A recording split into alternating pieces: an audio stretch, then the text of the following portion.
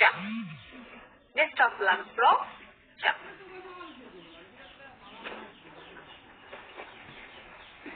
Thank you ময়। Negative কথাও ভালো।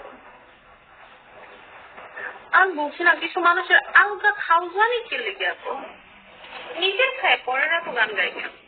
আমার কথা ভাই, আমি একটা প্রোডাক্ট ঢুকে গেছি, ওকে ফাইন, আমার ভালো লাগতেছে না, আমি বের হয়ে যাবো, রাইট? আমি থাকবো না তার প্রোডাক্ট, তাহলেই তো হলো। আমি কেন সেখানে বসে বসে মানে নিজের জায়গা চৌকায় খাওয়া না? বুঝি না, মাথায় কাজ করেন।